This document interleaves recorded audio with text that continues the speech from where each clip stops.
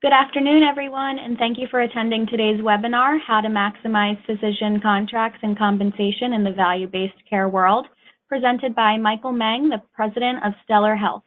Please be aware that there will be a question and answer portion today at the end of the webinar. To avoid frequent interruptions during the webinar, please type your questions in the question box located on the right of your screen. They will be answered in the order received during the question and answer portion. Additionally, the presentation slides will be emailed to all participants following the completion of today's webinar, and a recorded version will be available on the website for members only. Again, we would like to thank you all for attending, and I will now turn things over to Michael. Good afternoon, everyone, and thank you for attending this webinar. I'm more than pleased to be able to address everyone here, and I do look forward to questions and answers from all of you in terms of where this is going and what we're going to do with value-based care here. I think the goal of this presentation is to provide some information to you around what is possible out there in terms of some of the physician contracts that you can have for your provider practices, but also what are the economics and some of the dollars at stake when value-based care is done right. In many cases thus far, value-based care has not really been done right, and it has led to mostly a fatigue around this recycling of an old concept. But I think we would argue that there are alternative ways to carry this out in which your provider practices and providers can walk away with a much more successful practice if we do this right. So I'll jump right in. Just a little bit about myself. I am the president of Stellar Health, which is a healthcare technology company. I used to be at a private equity firm called Apex Partners. It was a large cap fund with about $40 billion of assets under management. I myself led investments of about $3 billion into various healthcare companies. These have ranged from provider practices to managed care organizations and healthcare technology companies, both as well as hospitals, as well as outpatient providers.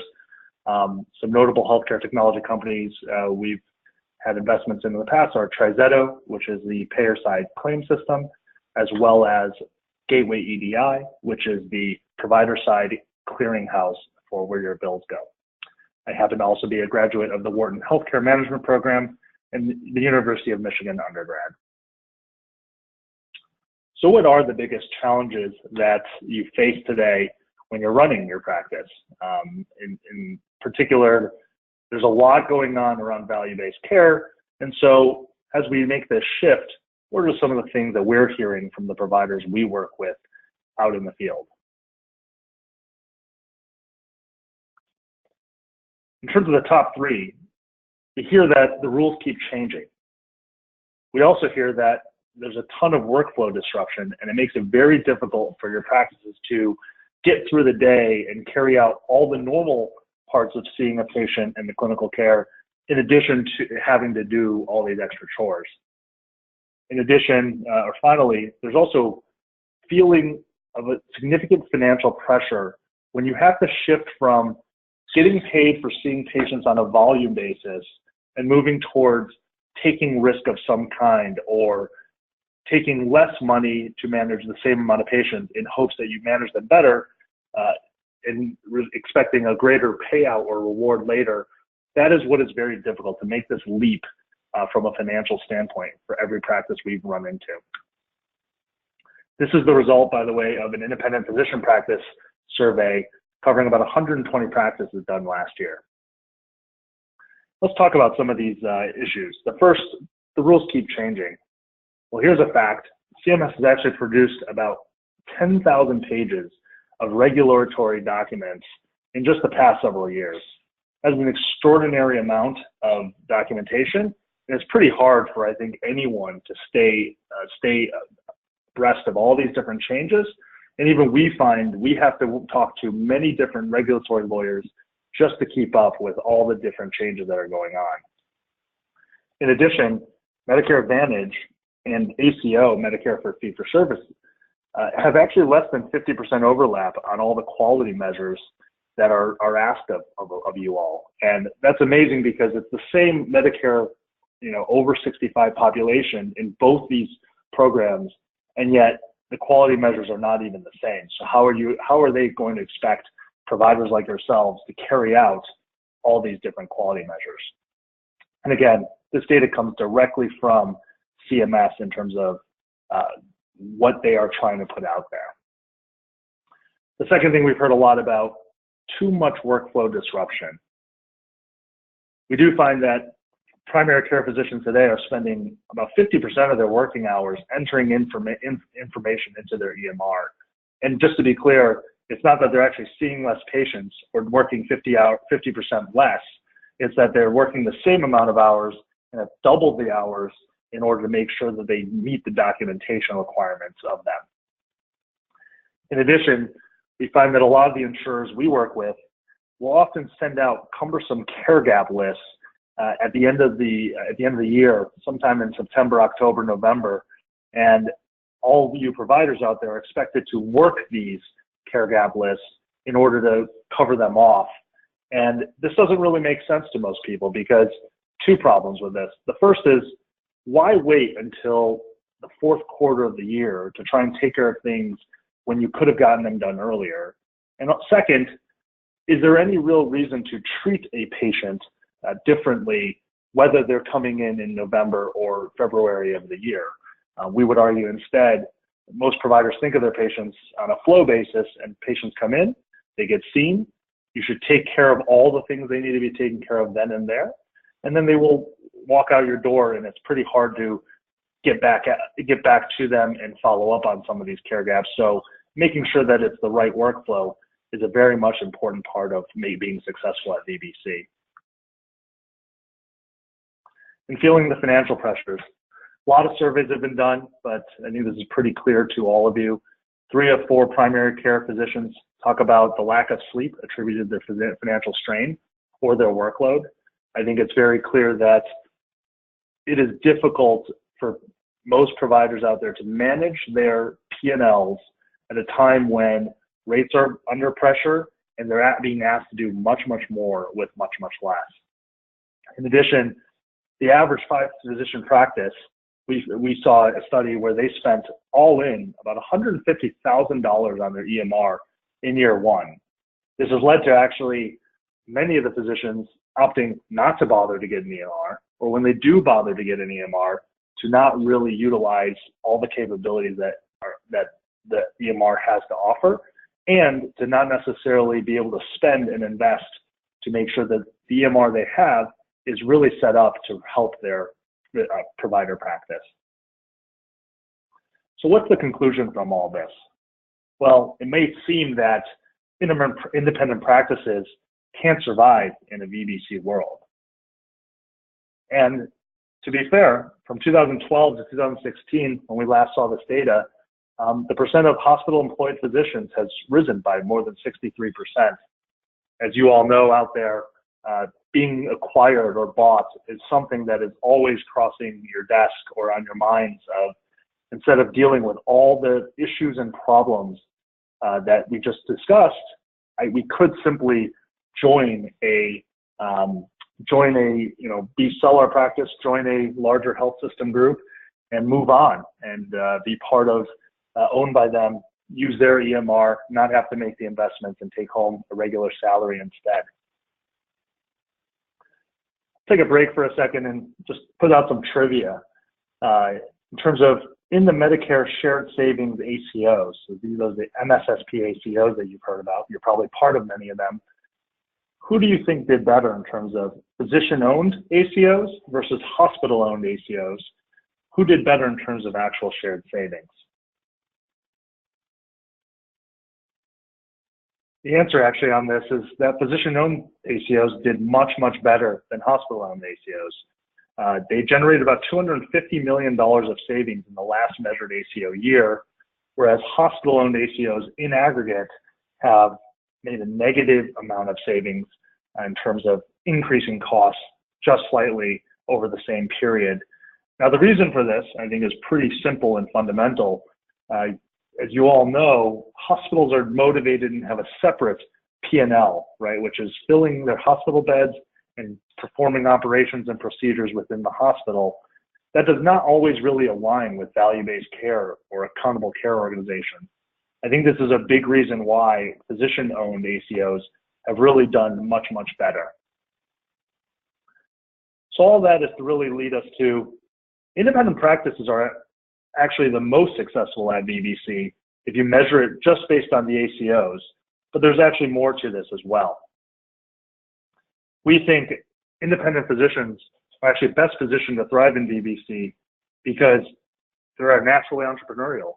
I've seen many providers that we work with, when you own your own practice or you're a significant shareholder in your own practice, the providers tend to do a really, really good job of knowing their patients, understanding their patients, and thinking a lot about making sure that the patients are caring and getting the best care possible, while also thinking about how to maximize their own P&L and make sure that they are getting properly compensated in the provider world. And the last point, we made it from the trivia break, but there are fewer ties to expensive hospitals. A lot of the groups that have been acquired by these hospitals, a lot of their employed docs are expected to refer into the hospitals whenever possible. This tends to drive up costs. And so in value-based care, if you're measured on where costs lie or how to reduce costs, the doctor who is tied to a hospital or employed by a hospital will never be able to drive the costs lower when they have a different motivation altogether.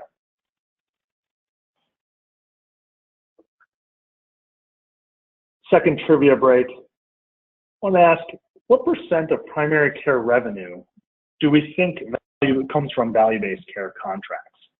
I find this interesting because many providers out there have kind of misconceptions of whether or not value-based care will matter to them. A lot of them are still getting their fee for service, and that is the predominant way that care is still paid for. And so this idea of value-based contracts and the revenue that can be generated from it, you can either take one of two stances. The first is to say, I'm very much a part of this, and this is a big piece of what I do because I'm already in some sort of quality program and I do drive toward that. The second, which is most common from what we see, is actually to say, we are very much going to say we think about value-based care contracts, but we don't really drive towards it because it doesn't mean much revenue for me. So I'm not going to necessarily bother. And when we look at the actual data, we find that the amount of primary care revenue coming from value-based care contracts is actually growing rapidly. It's being driven from MGMA shows about 11% of primary care doctor payments are already in value-based contracts. And this is compared to just 3% about 7-8 years ago, up to 7% the year after, and now 11%. And this is from 2014, so it's increased every year. I think today we're seeing roughly on average about 25 to 30% of revenue coming from some sort of VBC arrangement there.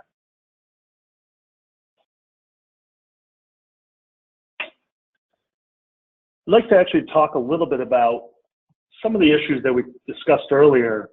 How do we, as a provider practice, how does anyone as an independent provider practice try and deal with this type of situation and the changing environment? So we'll revisit one of the issues we kept hearing is where the rules keep changing on us. So how do we actually work with that? The first is to actually simplify the challenge and really focus on high impact opportunities. What I mean by that is there's so much noise out there. You may get gaps in care lists from all 5 of your payers, and you're not even sure which ones to work on. Well, think about which ones are the ones that are most valuable, which ones can reward you the most, which ones do you have the most lives with or patients with, and focus on those and really focus on achieving well within just the ones that have that high impact for your practice instead of trying to manage many of them at the same time. And then with regards to too much workflow disruption, you know, we would say we've now seen every EMR possible out there. That's Epic, Cerner, Athena, NextGen, Greenway, eClinicalWorks, and all the myriad of longer list tail of EMRs out there. And what we know is that while they are very important and they're very useful in many ways, They were not designed for VBC. And so would really think a lot about finding a solution, some sort of technology solution that is designed for value-based care and the workflow thereof, or to find and assign a staff owner within your practice who really leads this charge. Now, I also understand that not all practices can afford to have this type of resource. And so fully recognizing that the first point of having some sort of dedicated technology solution can be the answer in terms of supplementing for when you cannot hire a full staff member to lead this. And then feeling the financial pressure. A big piece of this that we want to communicate to you is that you can negotiate the right value-based care contracts that invest insured dollars into practices today. A big part of what we're seeing in a lot of the value-based care or alternative payment models out there is that they'll give some sort of potential upfront fee, but that most of the rewards and savings come in this idea of surplus or shared savings. Sometimes it can even be as high as 50% that you get to share. The problem with it is about 85% of providers out there have never actually seen one of these shared savings checks. And in addition to that, the idea of waiting 12 to 18 months after you do the work and after the year is over for the potential hope of receiving this is just untenable. It is simply not acceptable for anyone to have to sit there waiting that long and trying that hard in order to receive these dollars. And so instead, there are ways to negotiate with these health insurance companies to get some of these dollars up front and to pay for the action and the time spent by your providers and their staff today.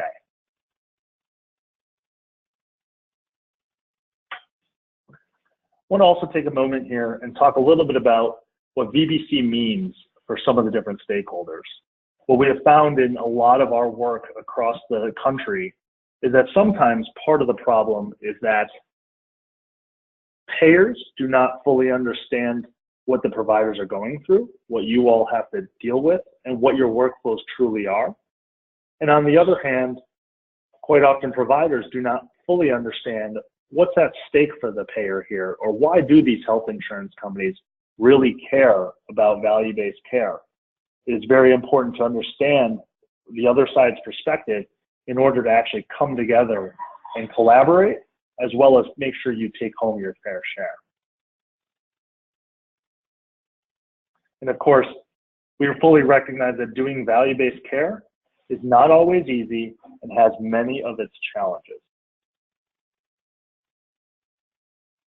So let's start with, what does value-based care really mean to providers? And this is again from a lot of firsthand experiences working with providers ranging from large 200, 300 doc practices, multi-specialty, the 3 to 10 docs that have gotten together, or even down to the solo practitioner. So this is true across the board, regardless of size. The first is that for most providers, it just seems like there's a bunch of new arbitrary metrics that these payers now want you to hit and be measured on, but you're not quite sure what they're for or why they are. And why is it that every different insurance company or the government themselves seem to have different metrics than each other? There's also a ton of endless documentation. So introduction of F&G codes, what exactly do I need to say in my medical note? What words matter, what words don't? How does this translate into the right ICD-10 codes? Why do those even matter anymore? A lot of this has been built on existing infrastructure that is not really meant for value-based care, and that makes it extremely confusing for providers. Another thing we hear a lot about is certainly following up after hospital discharge. That is always great to do, and I think that's one where providers and payers tend to see eye to eye, and providers do want to provide that care. And the question then comes up with, how do I make sure I do that in my workflow? How do I not spend an inordinate amount of my time that could be spent seeing other patients to really do that follow-up? So what are the solutions out there that allow me to follow up after hospital discharge? And finally, certainly, again, the end-of-year gap closures. We were working with a 5-doc group in the Northeast, and we saw they got an end-of-year gap closure report in about October because it was late about 2 months. It should have come out in August. And they ended up having about a laundry list of 1,100 gaps in care. And not only that, it came in an Excel spreadsheet that the provider had to have someone who could adequately do pivot tables or cut that Excel spreadsheet to come up with, well, which patient needs which gaps done and how do you organize that? And then also had to match that to when that patient was coming in. And all this to say, it's a very cumbersome process that very few providers have really been able to do well because, again, it requires such an investment in people and processes that in the end, a lot of this doesn't get done. And we would say, find a technology solution that will help you do some of this because, again, it will become valuable in terms of revenue to the practice. On the other side, what does value-based care really mean to insurers? The first is that accurate coding often really matters to receive adequate funds. All the health insurers, particularly on the Medicare Advantage side, but also on the ACA side, are measured based on their population and how sick that population is. The reason why they care so much about coding is that when a patient is properly coded, then they are also receiving adequate funds to cover those patients' costs. That is not always true though, and so accurate coding is something that all groups can work on to make sure that the insurer is receiving adequate funds. The second thing that they often care about will be reducing hospital and skilled nursing facility expenses. Hospitals, certainly, whether it's ER diversion or readmission rate, you will see quite often hospitals are expensive places to just get any work done. And so it's very important to keep patients out of the hospital, keep them healthy, and then when they are in the hospital, as they come out, to make sure they transition back into the community without having to end up back in one of these settings.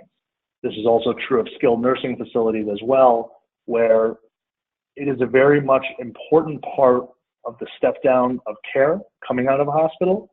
But at the same time, insurers have seen a proliferation of skilled nursing spend and days spent in skilled nursing facilities, and quite often at questionable clinical value in terms of helping the patient really recover and get back into their healthy community lives.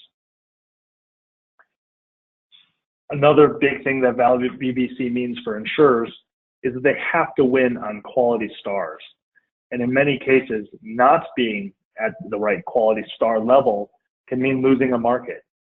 And what we find interesting here is that this is true whether or not you're a small regional plan in your local market, or also large national payers like Aetna or United.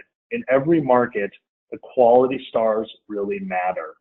And there are significant differences for these health insurers, whether they're a 2-star, 2.5-star, and really on their way to some real financial problems, or they're 3, 3.5 and middling and struggling, to when they hit 4 stars and get a 5% payment bump across the board. And then beyond that, some additional benefits, such as 5 stars and having ability to enroll patients year round. But the point to take away here is that quality stars really, really matters to all the health insurers out there. Finally, they do try. They do want to align these incentives, the things that matter to them, with the providers out there. And they think a lot about how do we get them to hit these metrics, to do the accurate coding, to reduce the hospital stays, and also score well on quality stars, so that I, as the insurer, get rewarded really well on my side. I think the problem is that it breaks down a little bit between the providers and the payers in terms of how to actually share some of that, when to share some of that, and how to deliver that information so that providers can act on it.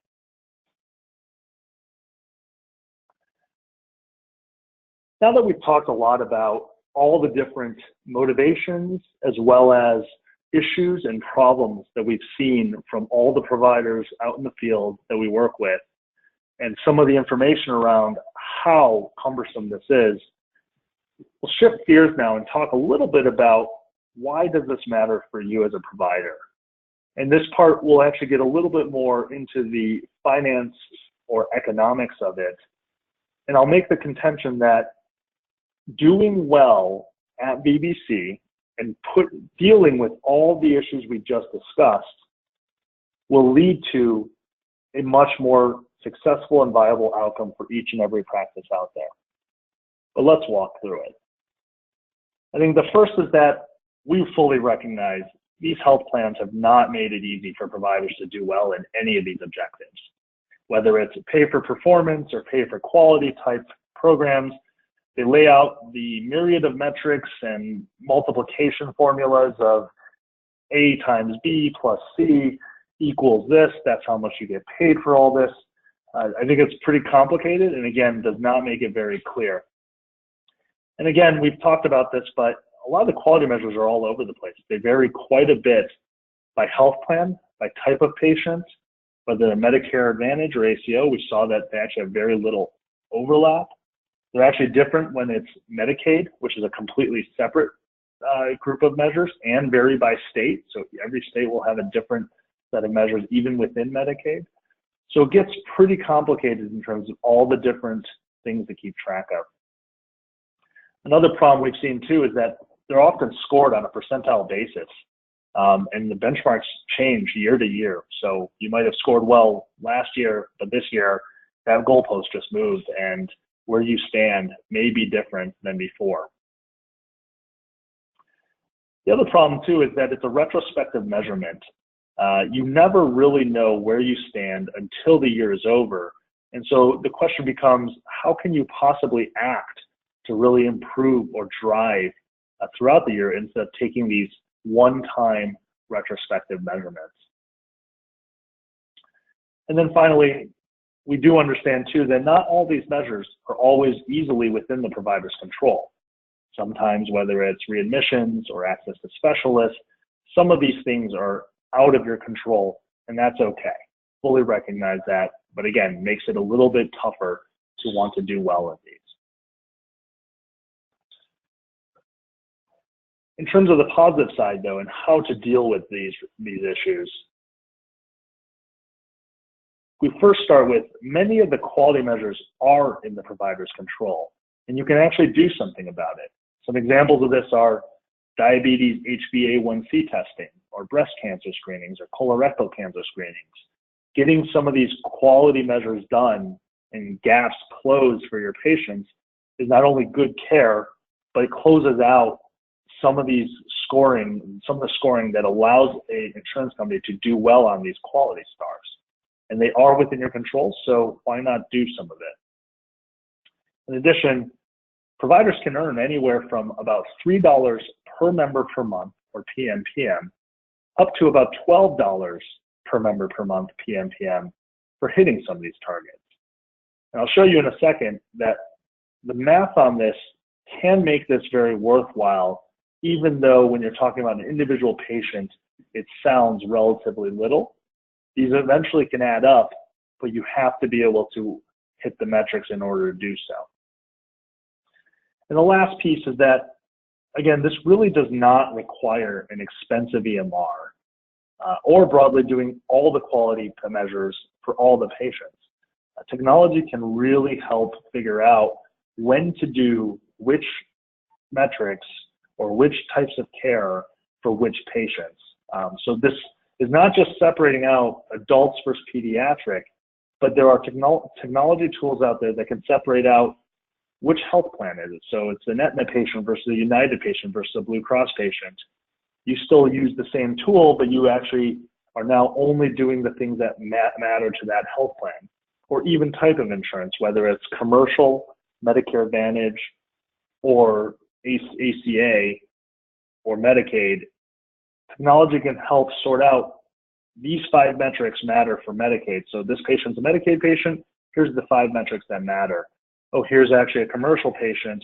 These are the 3 things that matter for that type of patient. And so save you from doing a lot of extra work that is unnecessary.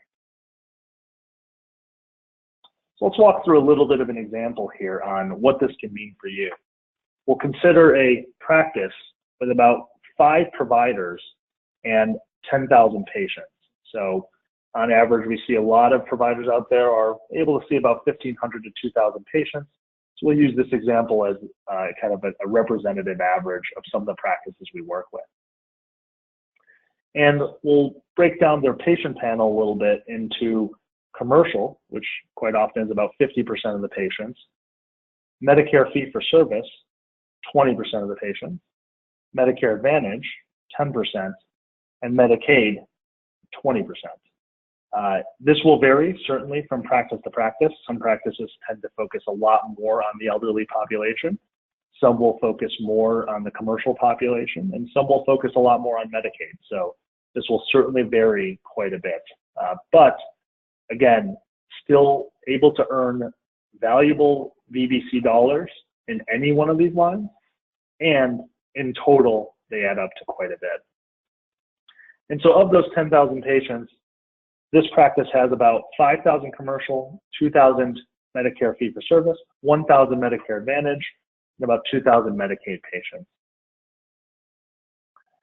What we've seen is that they have these target pay-for-performance programs. Many of you are already in these types of programs and receive potentially some of these dollars today. The problem is that you're seeing potentially not the maximum of all these dollars.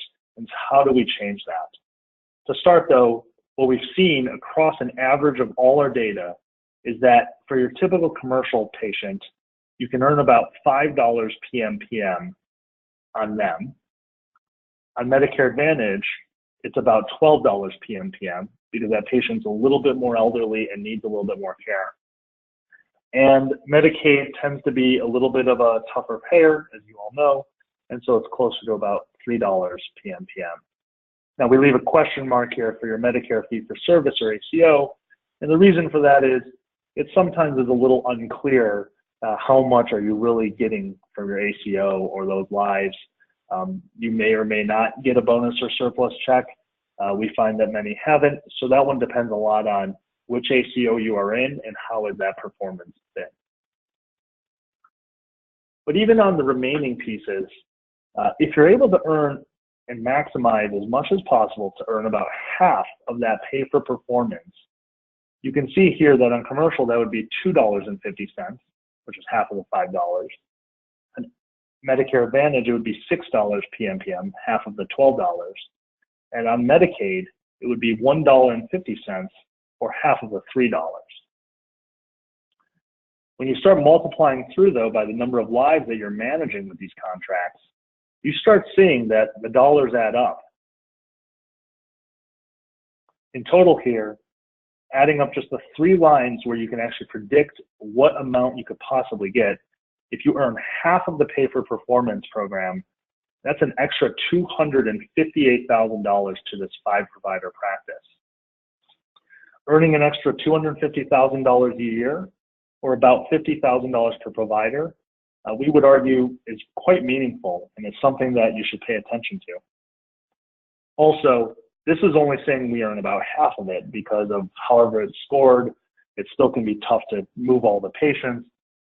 If we're able to actually achieve full achievement on the pay for performance, that can mean about $500,000 extra for this practice per year, which is about $100,000 per provider to take home.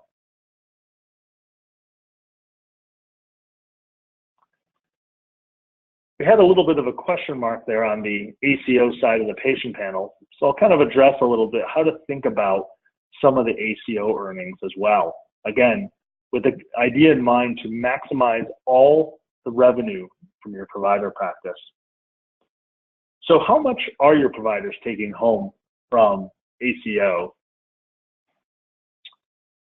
You know, supposedly Medicare ACOs saved $1.1 billion in 2017, which is the last published year. And the problem with this number is how much do providers really actually take home? Well, while a bunch of the providers did earn some shared savings, about 34% did earn some shared savings, they then were the ones who were able to distribute to these groups. On average, it is important to note that the average earnings was only about $10,000 to $20,000 per the providers. But the other piece of this is that it is a very much a game of winners and losers here. So even of the 34%, what we found is roughly half did not make enough savings to then distribute beyond just the ACO organization, the central organization, down to the providers who participated. On the other hand, at the high end, some very high performing ACOs were almost earning $60,000 to $80,000 per provider. So if you're able to find the right ACOs to be part of, to really contribute to the success of that ACO and cut costs, share savings, you can take home a significant chunk of extra cash for having been part of it. The problem will be, how do you select which ACO will be successful and which one will not? To this end, we do suggest that you take a look at acostats.stellar.health. This is just a free website and analytics that we put together. We crunched a bunch of data from ACO databases, CMS, as well as a number of other sources, and just put it out there really as a benefit to providers such as yourself to take a look at your local area. What are all the different ACOs you could possibly be part of? And then how much did they earn in shared savings in the last 3 or 4 years? And then of that, how much did they actually distribute out to the providers? And by measuring that, we hope for you to see that joining the right successful ACO is a very important part of the VBC equation, and that you should always be thinking about that. And this is just a resource for you. There's no promotion on it, and it's just a simple measurement for yourself to think about which ACO to go to. I also want to discuss a little bit some of the latest changes to value-based care that you may have heard a little bit about that touches upon ACOs, and just so everyone is brought up to speed with a little bit of the latest happenings. This is also important because we do get a little bit of extra information from healthcare regulators, healthcare regulatory lawyers, and an update to really understand all these different changes. We want to make sure all the providers we work with are also fully aware.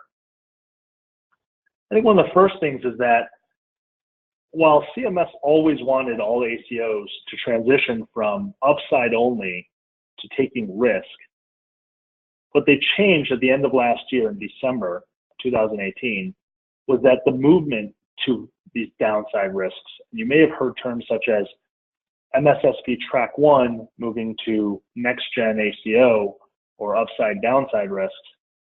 This is something they've accelerated and made very much more of a part of where we need to go with all the ACOs out there. A lot of CMS data shows that ACOs that are in the more advanced taking of risk tend to perform better and are achieving much greater savings.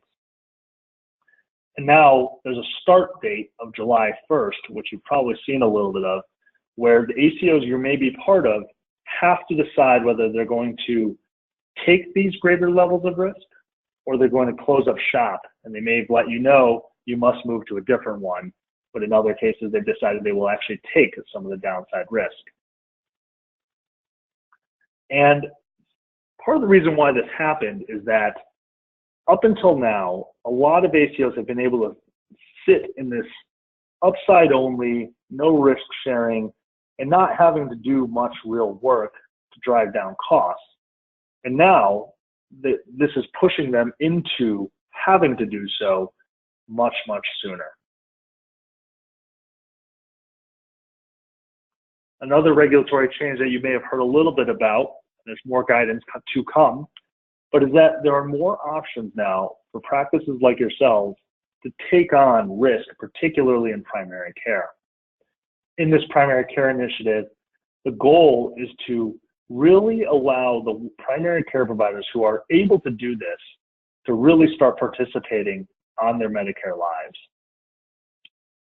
On one side, they have primary care first, and this is really a replacement of kind of CPC Plus and where that was going, to offer a lot of the small primary care practices out there a flat primary care fee for each patient to really stabilize the revenue, which is something that all practices, I think, look for, but also add real performance-based payments to incentivize the reduction of costs and improvement of quality.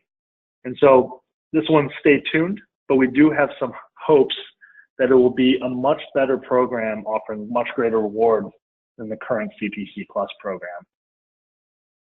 The other side of this too is direct contracting. And what we've seen is that they're really aiming to allow providers, primary care providers who are ready to really drive at this, and some have already been doing this with their Medicare Advantage payers, but that you can take risk and capitate or take the full payment for a population or even partially capitate and be able to manage the care fully for all the patient's care. And if there's savings on there, you get to keep most of it. And this one's important because it's a recognition that hospital-led ACOs may not have been the best way to drive down costs because, again, of the conflict of interest that they have. But instead, with direct primary care relationships, they may be able to achieve the same without having to involve the hospital, and instead give the opportunity to do so directly to the providers who can control it. I think overall, success here still begins with negotiating the right VBC collaboration contracts, and we'll talk a little bit about what we've seen there. And this is on the commercial side, so we'll come back to here now, maybe the opportunity to really maximize the physician contracts and the provider contracts for your practices. This is what we've seen in terms of collaborations between payers and providers. Thus far, a lot of payers haven't really seen the desired results, and that a lot of the care management fees that they paid out for a while are actually going to be pulled away over time or immediately. I think these payers are looking for providers who can deliver these results, hit the metrics they need, do the proper coding, and also have technology to do so. So I think it's not as simple to say, I am now going to do all these things for you, Mr. Payer. Please believe us, and we will do so. But rather that you have the ability to ingest and analyze claims data, to see insights from them and act on it, and to have technology that allows you to do so is a critical piece of the credibility they're looking for, that a provider practice is really ready for this. Payers are also willing, though, to share in savings and provide a lot of these upfront incentives in order for providers to accomplish these results. And they're not simply pulling away the care management fees because they want to keep the money, but rather they want to see results specifically tied to that money. Here are two examples that we've seen from real-life examples that we're working on today.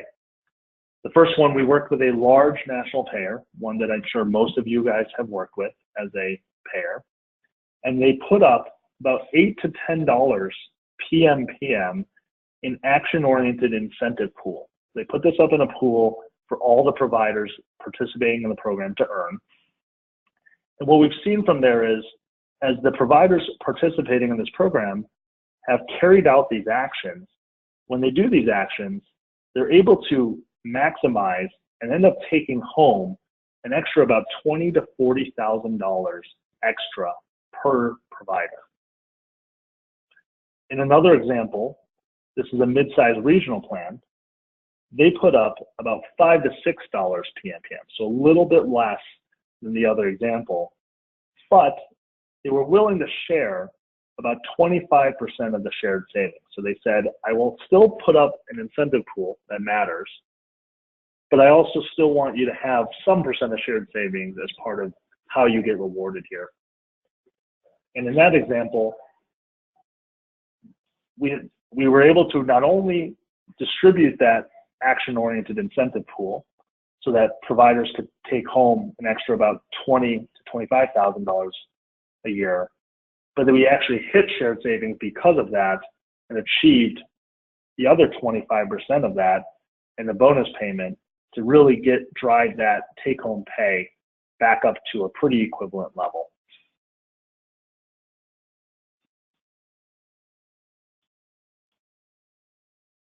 In the end, I think some of the ingredients that really made these collaborations successful include finding the right collaboration partner with aligned goals and the ability to get a successful contract, physicians and providers who really have the appetite and willingness to achieve these results. So regardless of your size, regardless of where you stand today, all providers can be really successful at this. And finally, that technology, platform, and data will always be important, but that this does not have to be a unified EMR or some major implementation, and that there are lighter ways to still act on all these actions and insights to be successful. And in the end, why are health plans really willing to pay for this? A lot of the value is actually created when both payers and providers work together to create the dollars for both sides. An example would be by putting up upfront action and results, the payer has put up and given the ability to earn on these incentives. In exchange, the provider moves quality from 3.5 to 4 stars and also moves the risk adjustment factor or the coding opportunity up by 0.05. When they do this, on the payer side, they actually receive an extra $500,000 on this group for having moved the quality up to 4 stars. They also earn an extra $500,000 for moving the risk adjustment factor up to 0.05. In total, they earn an extra $1 million for the provider having done this. On the other side, from that $1 million generated, the payer gives the provider some of these money in upfront incentives, about $150,000 a year, and then also provides $250,000 a year in shared savings. This ties back to the previous example that we just mentioned. And in the end, both sides win because the payer took home an extra $600,000 in total, and the provider was able to take home an extra $400,000 in total. And this overall collaboration was much more successful when it came to value-based care. I'm going to skip through this case study here, but we're happy to answer any questions and talk about it when you have a chance. And maybe if there's 3 final takeaways from today's discussion before we open it up for questions. The first is, in order to bridge the financial risk or gap, we need incentives today or now, and that is important to ask for and to get. Second is, ask insurers to fit into your workflow, not the other way around. It's never going to work when you're the ones in the field meeting with patients and they ask you to completely change how you're supposed to deliver that. You're going to continue delivering and seeing your patients the way you do. And in the end, we need to make sure that it fits and you can still do these extra care activities within that. And finally, insurers really do want to increase the pay to value-oriented providers. It will just take some time and a little bit of help to really get there. Thank you, and now I will open it up for questions. Thank you, Michael. I'm now going to read the questions from the question box. If anyone has any additional questions, please type them in the question box now. It is located on the right of your screen. The first question is, can you please explain CARE GAP, patient lists for PCPs? Sure. Care gap lists, they come in many different forms and they have many different names, so I'm not going to try and necessarily predict what yours are called, but what they essentially look like are typically a number of different quality actions that were not necessarily taken on your patient base yet this year. So examples would be hypertension control, making sure that the blood pressure is within the right reading levels if that patient was a potential hypertensive patient, or getting HbA1cs taken to screen for diabetes, and or if they have diabetes, to make sure you're trying to control that diabetes as much as possible. It could also be other quality measures like colorectal cancer screening. Sometimes they'll throw in annual wellness visits. There's a myriad of quality options, but what they do is they'll send you this big list. Sometimes it's a spreadsheet with about 1,100 rows, and within there, it lists every one of these things that are missing, which patient of yours needs to have it done, and that you need to go get it done because it's incredibly important. The problem we have with that is, for any given patient, there might be 3 to 5 things that needed to be done, and it's even worse when you could have seen that. You probably saw that patient 3 months ago, could have gotten those done then, but you didn't receive this gap list until September, October, which is a little too late. So how do you chase that down at the wrong time? And the second part of that too is it requires then someone in your office to actually take that Excel sheet or whatever report they're offering with this laundry list of 1,100 items, and to read it, review it, and come up with, okay, John Smith is coming in today. Here are the 5 things I saw in that report that also need to get taken care of from a gap care list, in addition to whatever they're in for. Hopefully that answered the question. Thank you. The next question was, will the presentation slides be sent out after this webinar? And the answer is yes, I will be emailing all participants the presentation slides following this presentation. The next question is this assuming a FFS payment with the VBC money over and above the FFS payments? So it could, but to be clear, no. In this presentation and the examples that we have gone through, this is not assuming an additional rate increase in fee-for-service payments. Now it can, I want to be clear, we have seen situations where it can, and certainly that's an extra boon to the providers and the practice, and we will always try and go and help with that. But everything we discussed today was specifically value-based care bonus payments or pay-for-performance payments or shared savings payments that are not the fee-for-service rate. In fact, quite often when we work with payers and providers, we try not to get into that tangled discussion around how much is the rate. Is it 130% of Medicare? Is it 90% of Medicare? We're not sitting here trying to help and negotiate that so much, but that is sometimes something you can get when you open up this discussion, and we have seen that done before. How can specialists benefit from VBC contracts? It's a really good question. I think there's a couple different ways. The first is that there are certainly the right provider groups and organizations to be part of. So whether it's an ACO, so being part of the right ACO and being part of one that does a lot of the right things. For example, if you're a GI doc who's a specialist and you are an important part of getting colonoscopy done, well, making it really easy as part of your community, getting that medical note, the results of that colonoscopy or colorectal cancer screening back to the primary care provider, that whole entire circle is really important part to be part of. The same is true if you're a cardiologist or a radiologist with your MRI reads. So all of that is to say it's still a very important part of the system, and to be part of the right organizations and their collaborative contracts can be a big part of it. And the second one we didn't really talk about today, we do have some content on it, is around bundled payments. So there are many bundled payments that are another side of value-based care. These are a little less holistic and are a little bit more focused on specific procedures. And in those cases, a great example might be maternity bundles. So if you're an OB-GYN and you're really trying to take care of the entire maternal patient who is delivering a baby, making sure that they have all the right care, that they don't end up staying in the hospital overly long because of some sort of error, those types of things. So the maternity bundle is a way to also play in that specific specialty, and there's many, many types of bundles. Probably a good idea to send me an email with a little bit more discussion and detail, depending on exactly what your specialty is. Thank you, Michael. So if there are no further questions for the day, then we can wrap this up. Once again, the presentation slides will be emailed to all participants, and as well as a recording of the webinar will be available on the California website for members only. If you have any additional questions, please reach out to the presenter directly. Thank you, everyone, for attending, and thank you, Michael, for a great presentation. I hope everyone has a great day. Thank you.